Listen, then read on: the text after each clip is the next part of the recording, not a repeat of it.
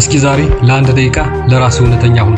አሁን እየኖርክ ያለው ህይወት በእውነት ያ የምትፈልገው ያንተ ህይወት ነው ወይስ ሰዎች ያሰመሩልህ መስመር ለመከተል የእነሱን ተቀባይነት ጭብጨባ ለማግኘትና የተሰጠህን ገጸ ባህሪ ለመላበስ እየለፋህበት ያለው የኪራይ ጭንብል ነው?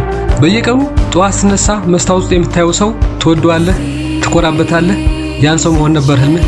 ብዙዎቻችን ያ የሆነ ጊዜ በጣም የምንወደው እውነተኛ ማንነታችን፣ ህልማችንና ድምጻችን ከደበዘዘ ቆይቷል። በምትኩ የኖርንበት እያንዳንዱን ቀን የኖርነው የሌሎችን ትዕዛዝ በማክበር ሌሎችም ለማስደሰት በሰዎች አይን ውስጥ ትልቅ ለመምሰልና ማህበረሰቡ ጽፎ የሰጠንን ስክሪፕት በትክክለኛው መንገድ ለመተወን ነው። ዛሬ ግን ያን የተጻፈልን ስክሪፕት ማስተካከል እንጀምራለን። እስከ መጨረሻው አብራችሁን ቆዩ። ዙሪያችንን ስንመለከት ሁላችንም በአንድ ትልቅና አስቀያሚ ውድድር ውስጥ ተጠምደናል። ማህበረሰቡ ስኬታማ ነህ የምትባለው እነዚህ መስፈርቶች ታሟላና በዚህ መንገድ ስትሄድ ነው ብሎ የሆነ መስመር አስምሮልናል። ያን የተሰመረውን መስመር ትተው የራሳቸውን ስኬት መስመር በራሳቸው አስምረው በስኬት ጎዳና እየተጓዙ ያሉ ሰዎች የመኖራቸውን ያክል ብዙዎቻችን ደግሞ ሌሎች ያሰመሩልን መስመር በትክክል ተከትለን ምንድነው ችግሩ፣ ምንድነው የሳተው ነገር እያልን ግራ በመጋባት ላይ ነን።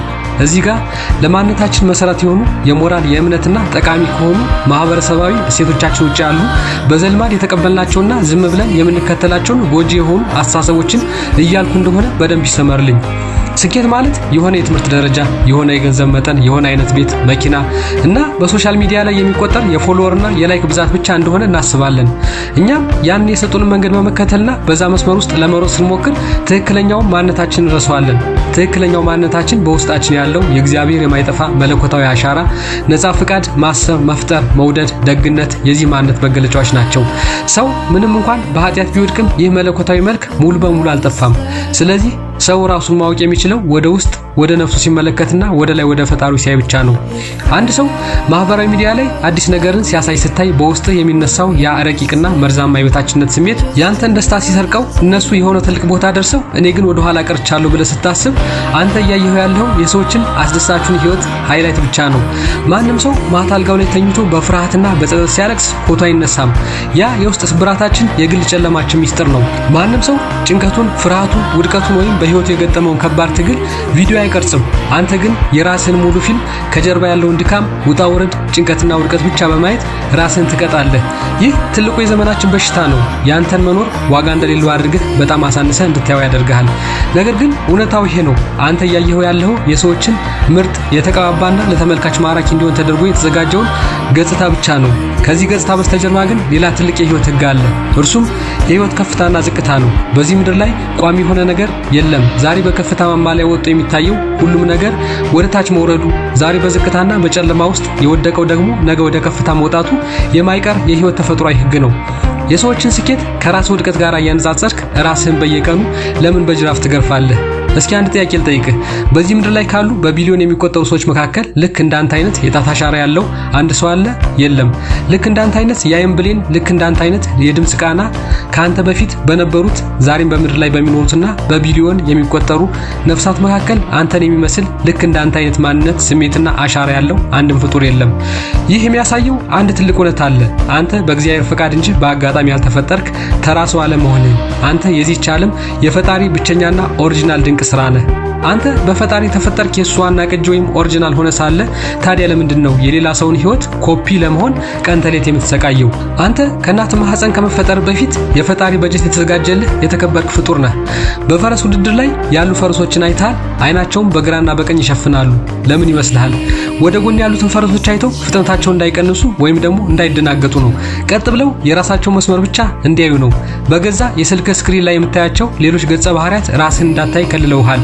አንተ በየሴኮንዱ ወደ ግራና ቀኝ የሌሎችን ሩጫ እያየህ የራስን ጉዞ ረስተህ እያዘገየኸው ነው። ሌላው ሰው ቀደመ ብለህ ስትጨነቅ ጉዞ መቼ እንዴት እንደተጀመረና ጉዞ እንዴት እየሄደ እንዳለ የጉዞው ሙሉ ታሪክ ሳታውቅ የራስን መስመር ስተህ የሌላው ሰው መስመር ውስጥ ትገባለህ። ከዚያ የራስ ባልሆነ ውድድር ውስጥ እንዴት ልሸነፍ ቻልኩ ብለህ ራስን ዝቅ ታደርጋለህ። እና አሁን ስማኝ፣ የሌላው ሰው መፍጠን ያንተ መዘግየት አያሳይም። እያንዳንዱ ሰው የራሱ የሆነ የጊዜ ሰሌዳ አለው። ህይወት ለሁሉም ሰው እኩል የምትሰጥ የ100 ሜትር ሩጫ ውድድር አይደለችም። ህይወት እያንዳንዱ ሰው የራሱን መንገድ የሚቀይስባት የግል ጉዞ ናት። አይዞህ፣ በእውነት አልዘገይህም። ያንተ ቀን አንተ በጭንቅላት ይሆናል ብለህ ባስቀመጥከው ቀመር ሳይሆን በፈጣሪ የቀን መቁጠሪያ ተቀምጧል። አንዳንዶች በ25 ዓመታቸው የድርጅት መሪ ይሆናሉ፣ ግን በ35 ዓመታቸው በበሽታ ወይም ደግሞ በድንገተኛ አደጋ ይሞታሉ። አንዳንዶቹ በ50 ዓመታቸው የህይወታቸውን ትልቁን ፍላጎት ያገኙታል፣ እስከ 90 ዓመታቸውም በሰላም በጤና ይኖራሉ። አንዳንዶቹ ቀድሞ በትዳር ተሳስረው በፍቺ ይለያያሉ፣ ዘግይተው አግብተው ደግሞ እውነተኛ ደስታን ያገኙም አሉ። ማን ቀደመ? ማን ወደ ኋላ ቀረ? ማንም። እያንዳንዱ ሰው የራሱን ሩጫ ነው የሚሮጠው። ስለዚህ በማንም አትቅና። ማንም ካንተ አይበልጥም፣ ማንም ካንተ አያንስም። ትልቁ ውድቀት ከማንም አለመድረስ ሳይሆን ትልቁ ውድቀት የራስህን ልዩ ህይወት ረስተህ የሰዎችን ህይወት ለመኖር መሞከርህ ነው።